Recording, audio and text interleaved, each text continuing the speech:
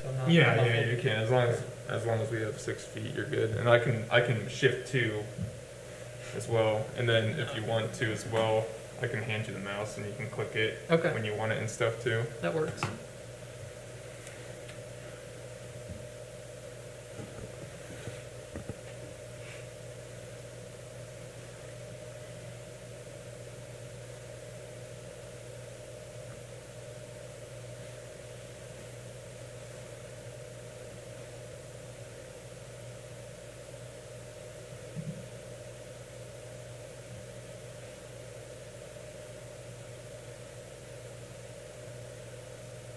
I'll probably just give it some time too once it starts broadcasting.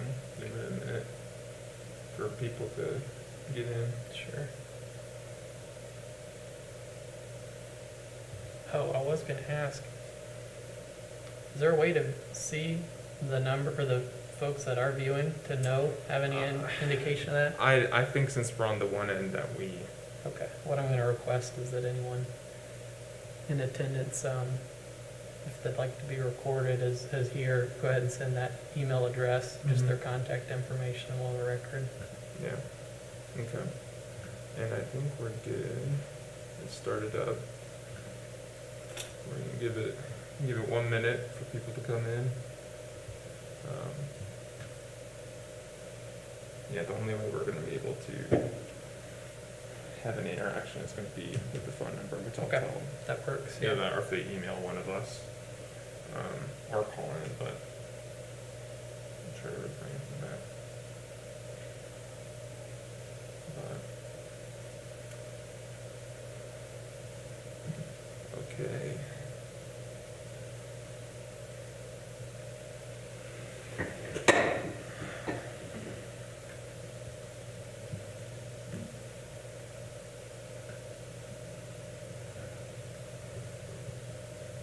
All right, thank you for joining us tonight.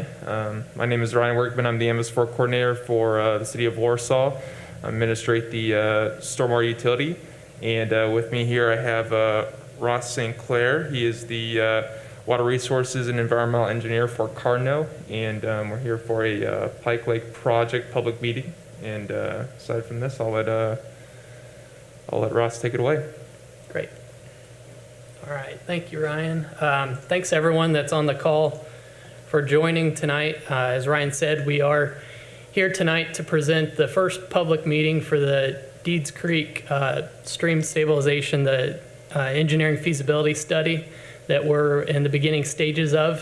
We have several partners that I'll mention here in a little bit, but the two of us will be presenting here tonight. I'm hoping that the presentation itself will lend itself to be maybe around 20 minutes, and then leave some opening for questions that we will field during the meeting from either the email address that you should have if you're in attendance, the notification that was sent out, or the phone number. Please text any questions you have during the meeting to that. Ryan will field those, and then at the end we'll try our best to address each of those. Yep, and the number to text into is 574-377-0287.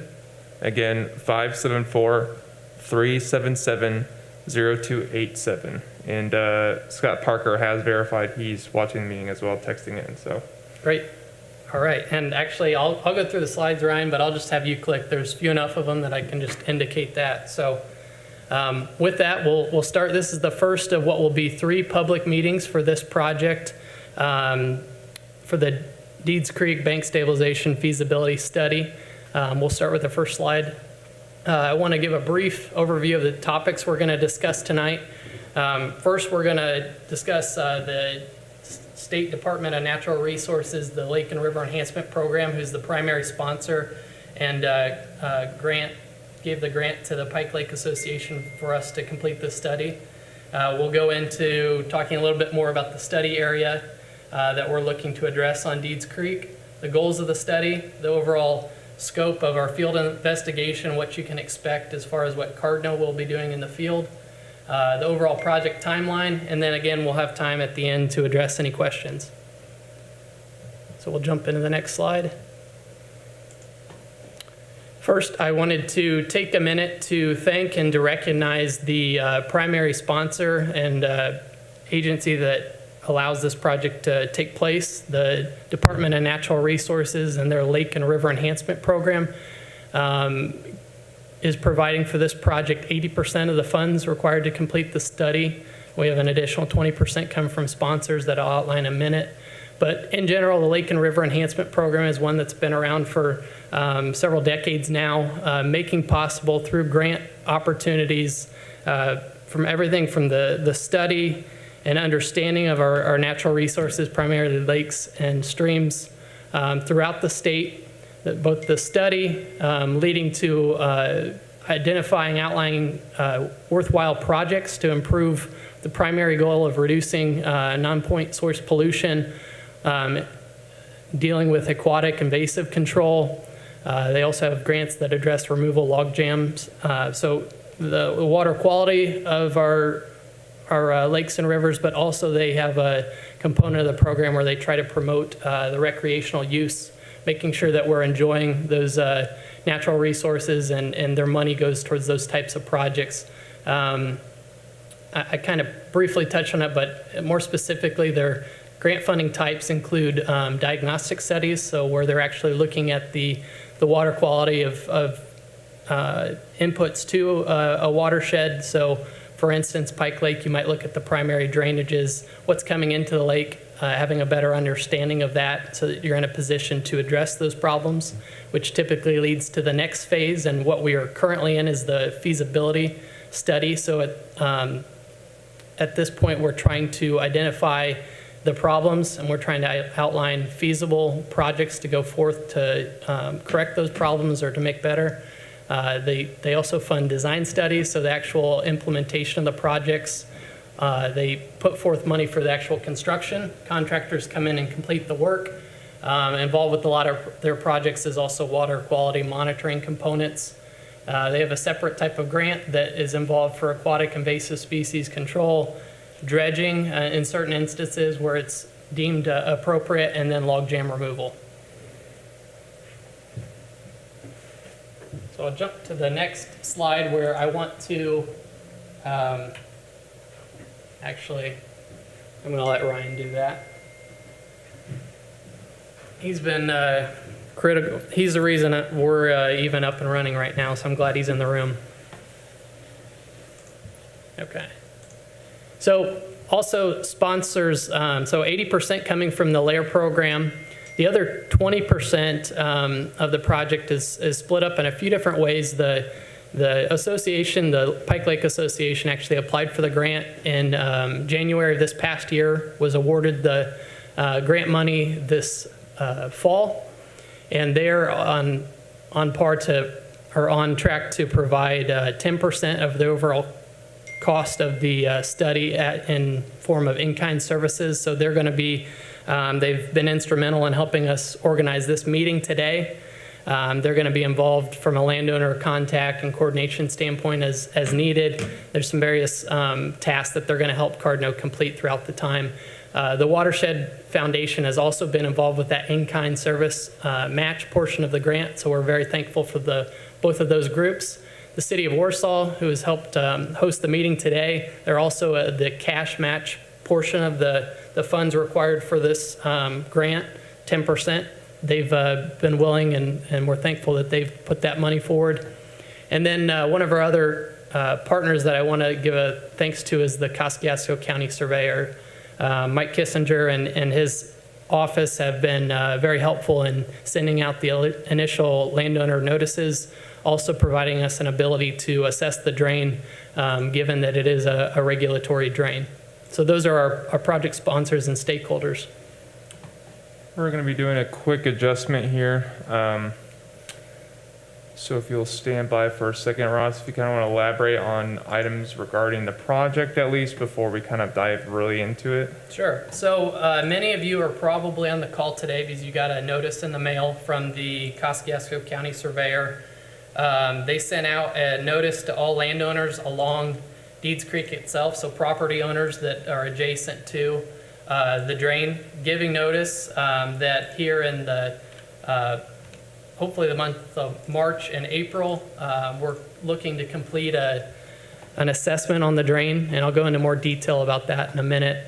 As far as our primary sponsor and the one that applied for the grant, Scott Parker and the Pike Lake Association, have an interest in Deeds Creek as it's the primary tributary to Pike Lake, especially the water quality. It's a well-known sediment source to the lake, and as part of their long-term goals of improving water quality and looking at the future of the lake itself, they knew that it's important to really look and start at the source of the problem to make sure that we have an understanding of the inputs to the lake itself, and so that we're in a better position at the end of the study to address some of those issues. And I won't go into too much more because then I'll start taking away from other slides and I'll be repeating myself. So we'll just wait here a minute.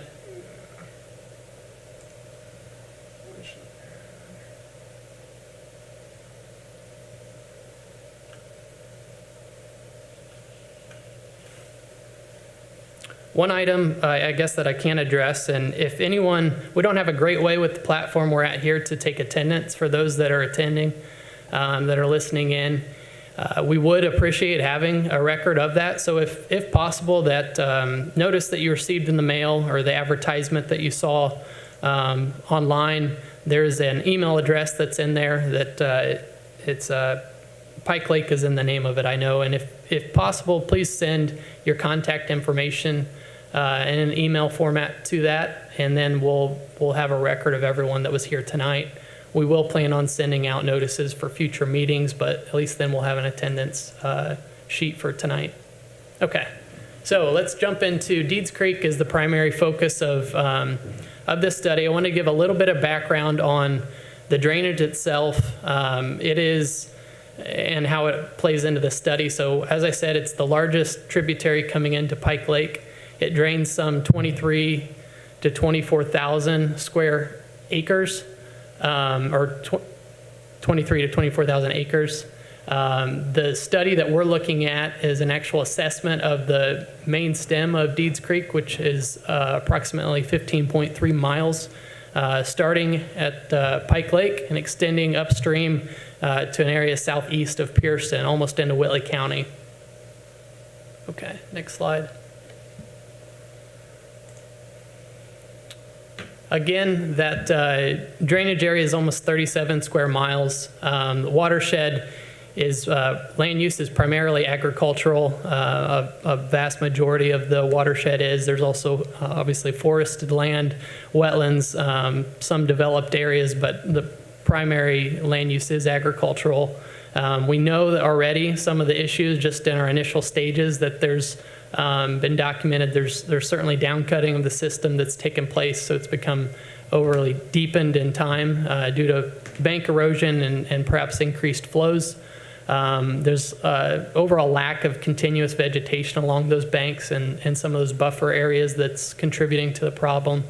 And all those are contributing at this time to sediment and nutrient loading concerns in Pike Lake and downstream Tippecanoe watershed in general. So next slide.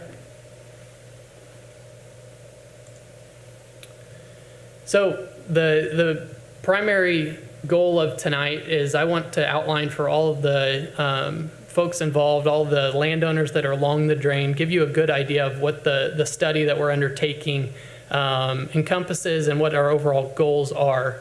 So for this study, the field investigation portion, which is what I'm going to focus on primarily tonight, is Cardno has been contracted by Pike Lake Association to complete the study. We will quite literally be walking the entirety of the 15.3 to 16 miles of Deeds Creek, completing our assessment. And in that, our primary focus is on areas of concern as it relates to stream bank erosion along Deeds Creek. We're also going to be looking for potential opportunities for additional water storage along the drainage as those present themselves. In that field work, we want to prioritize what are our priority reaches from an erosion standpoint, at which point we'll be in a position to start to understand what are some of the possible solutions We want to gain a relationship with the landowners, knowing that any of these projects aren't really deemed feasible until we have landowner buy-in. So everyone's cooperation and input is certainly needed and welcomed throughout this study. So that's part of the primary reason we hold these 3 public meetings. We'll also look to provide some early coordination with the agencies as we get into the conceptual design portion of this study. We want to make sure that what we're presenting is something that's going to, at the end of the day, be permittable as one of the key items required for a feasible project. And then at the end, what we'll do is we will put together a draft report that will be submitted to the layer program for review and comment. They have a set scope of work that's required for this study, and also a set scope of work for that report itself. So we'll make sure that we address all the items that layer outlines, so that going forward, we're hopefully in a good position to receive additional funding in the future for both design and construction of the projects that we outline as part of the study. We have completed similar type projects just in recent years. We completed a project in St. Joseph County on what's called Cobus Creek and 2 of the tributaries that come into it. That study was completed and the report was finalized early part of this year, actually even into the latter part of last year.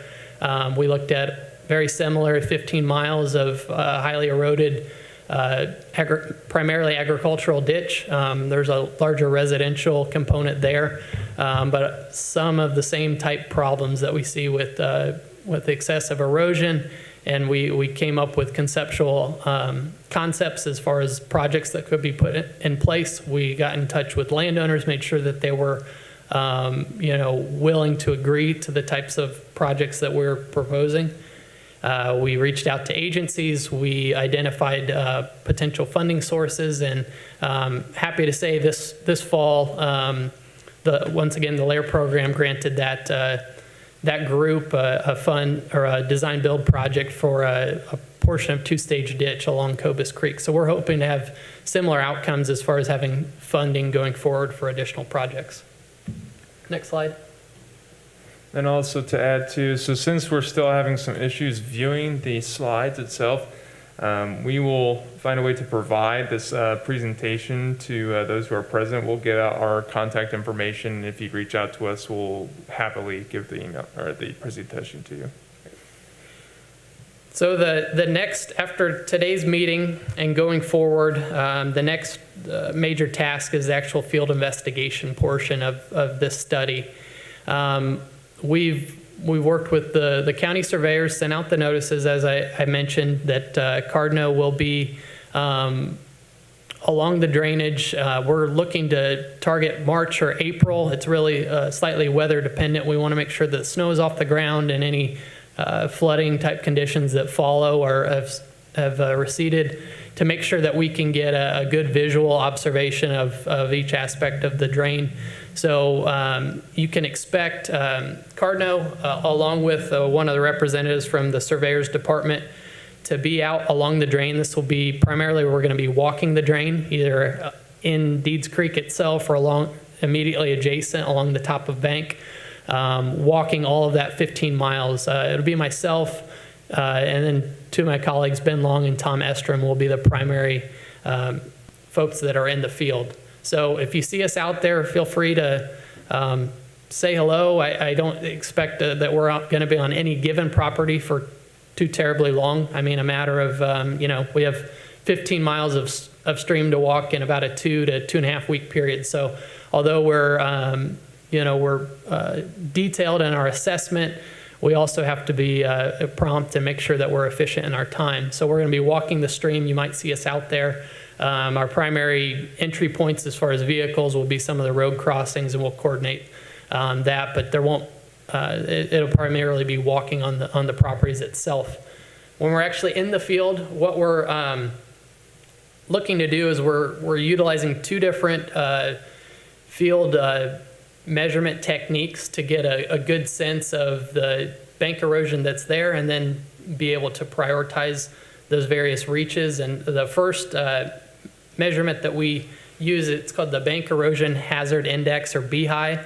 And then the second component is a near bank stress metric, and I'll explain those a little bit. But what the BHI component is so we're visually observing the stream banks. We're looking at components that kind of factor into the overall potential for erosion that could be on a bank. So we're looking at bank height, bank full height. We're looking at the type of vegetation that's there, or in some cases not present.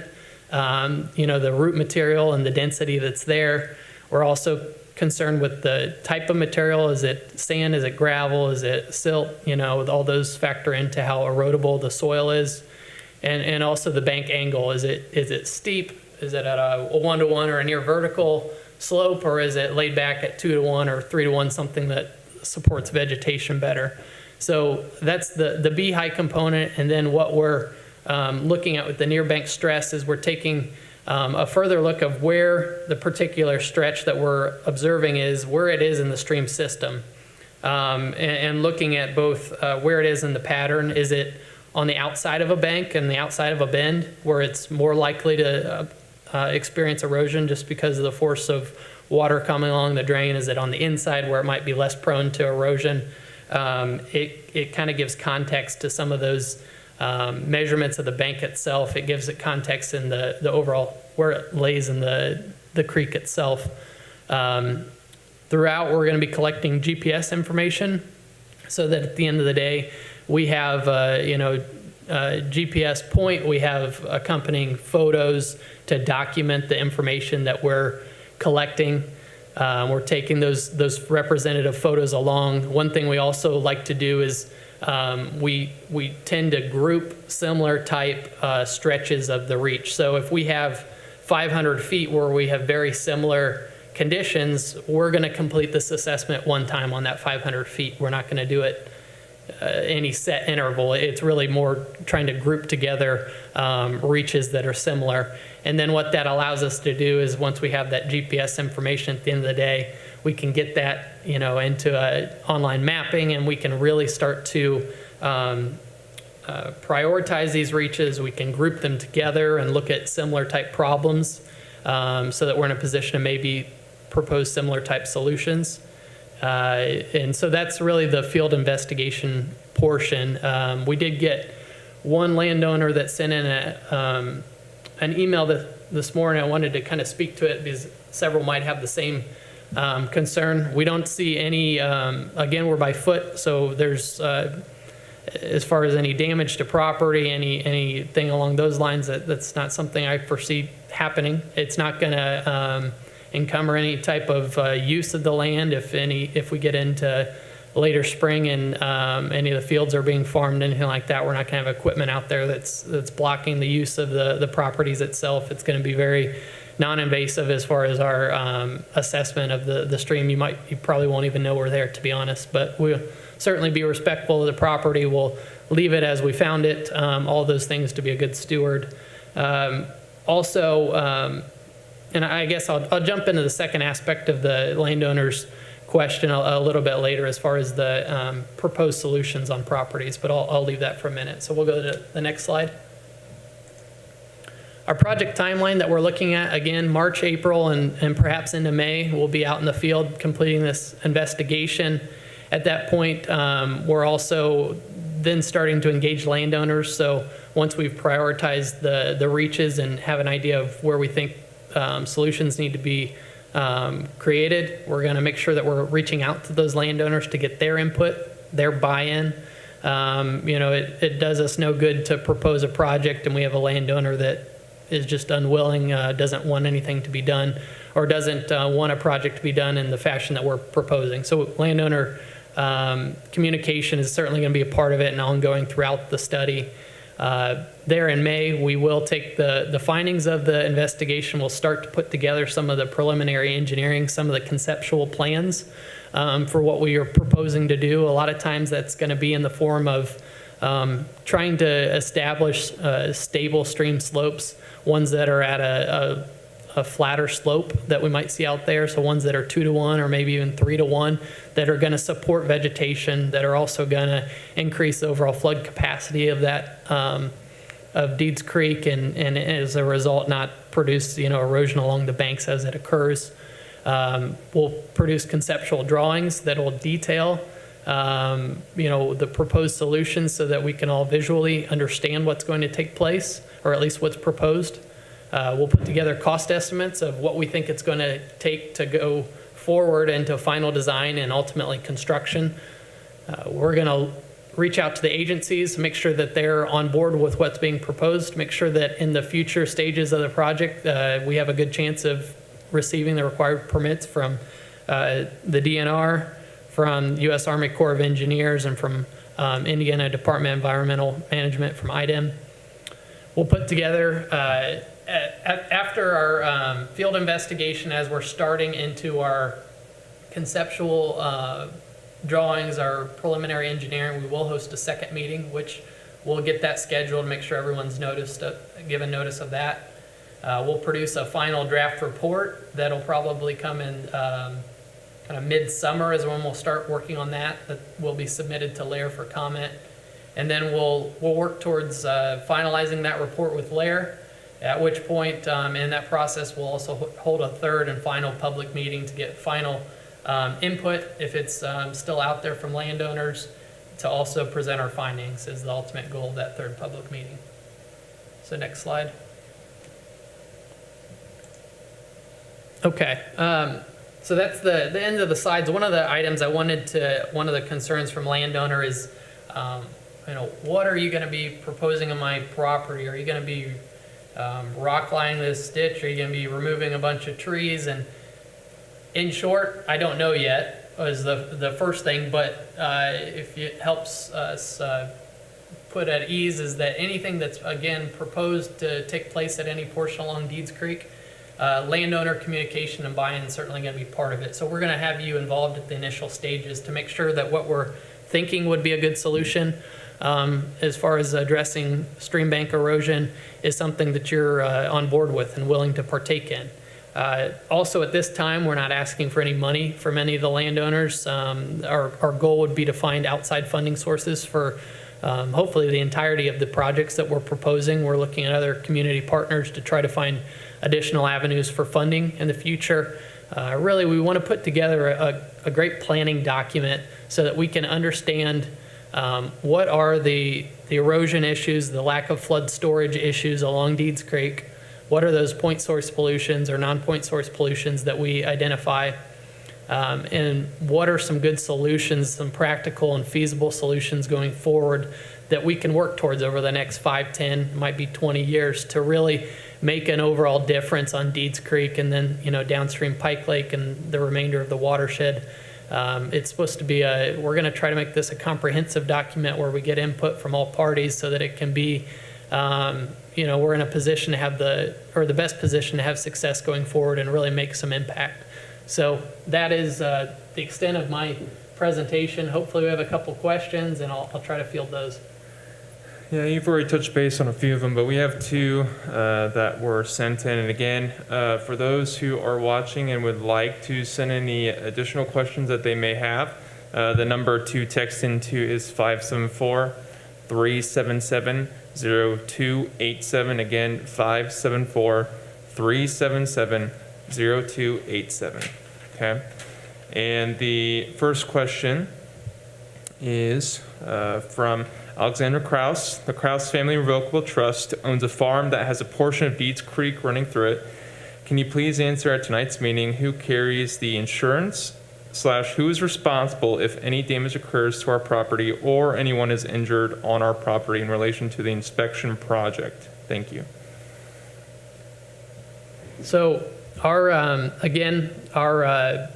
field investigation will be as minimally invasive. I mean, if it's quite literally walking on the banks and in the banks. So before we start, I do not anticipate this field study portion causing any damage of that sort. As far as any damage that occurs to Cardno employees, which would be the ones that are conducting it. That would be, up to our company as far as the insurance and covering any type of injury that would occur. That'd be an on-the-job type injury. It is how that type of an incident has been resolved or has been handled in the past. I can get an answer for Alexander as far as should the occasion arise that any property damage occurs as part of this study, what type of a result would be there as far as who might be responsible there. I might reach out to the county surveyor to try to put that question at ease as it is a regulated drain and we're gaining access through their permission. So hopefully I can leave it at that, but I will follow up with Alexander on the tail end of that. Unless Mike Kissinger's on the line, and feel free to answer, or we'll certainly resolve that for you. I'll get an answer. Thank you, Alexandra. And then our second and currently final question that we have that has come in is, if I own property on Deets Creek, parentheses, on Husky Trail, in parentheses, but did not receive a notification, does that mean my property is not part of the study? If your property is on Deets Creek, is adjacent to it, your property is not being overlooked or will be skipped. I don't have an exact answer as to you not receiving a notice. If you please send your contact information to the email you see on the screen. We'll make sure that any future notices that you're made aware and that you're kept in the loop from a landowner coordination standpoint. And yeah. And that email that he is referencing is Pike Lake, PIKELAKE at warsaw.in.gov. Again, Pike Lake at warsaw.in.gov. But in short, the entirety of the drainage, the main branch from Pike Lake to the second map we showed there to southeast of Pearson will be assessed as part of this. Our plan at this time is to assess the entirety of that. Please do, everyone, keep in mind there's obviously dozens of tributaries that come into Pike Lake or that come into Deeds Creek. At this time, this study is not looking at those. So if that happens to be the case that you're on a tributary or anyone else in the call, it would not be included at this time. All right, again, we're going to leave it open for a few more minutes to text in your questions. Again, that number is 574-377-0287. And the email in which you can relay all your questions to is pikelake at warsaw.in.gov. Pikelake at warsaw.in.gov. And if you message that email, we will send back a version of the presentation if you request it.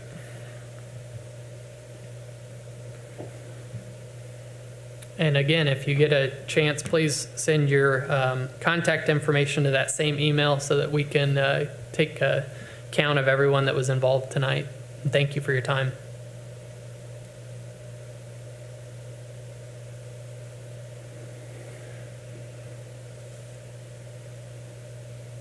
You can also find the presentation at the Watershed Foundation's website at www.watershedfoundation.org.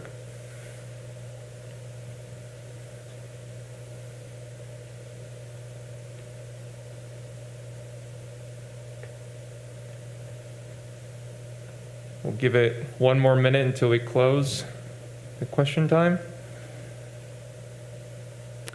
And thanks for everyone that helped make tonight's meeting possible. I know it's a unique platform, but hopefully this gets the information out there.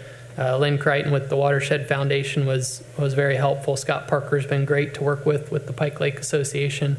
And as I mentioned, Mike Kissinger was having his ability to notify landowners has been very helpful. And then always to use the facilities of the city have been great. So thanks, everyone. And we have a follow-up question to the second one with the property on Deeds Creek. Would they notify owners 24 hours before entering property or provide a little more specific schedule when they know more?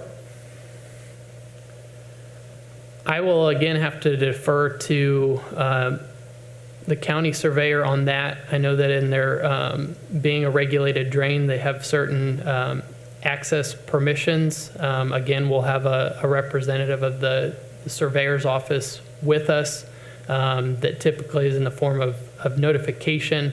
I will follow up to see if there's any advance notice, or if anyone specifically would like to have advance notice. If you utilize this email address, I'll do all that I can to give you a more exact idea, or at least time frame of when you'll see folks out in the field.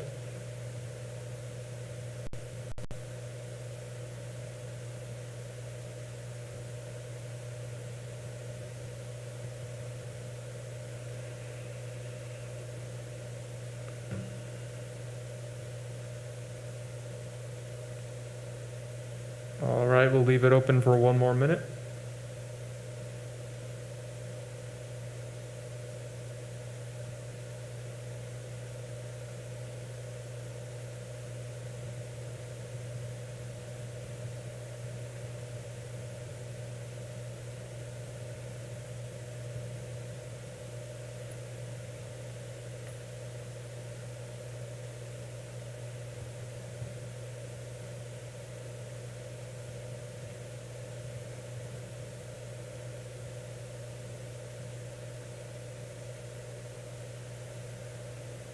All right, thank you for all who were attending tonight virtually and listening. Also, thank you for your patience with our technical difficulties when it came to the presentation. We will find a way to get it to you. Again, you can always email into the pikelake@warsaw.in.gov to request a version of the presentation, or you can go to the Watershed Foundation's website at www.watershedfoundation.org to view this presentation. And otherwise, again, feel free to reach out to Ross or I at that email, and we'll get back to you as soon as we can. All right? Thank you. Thank you.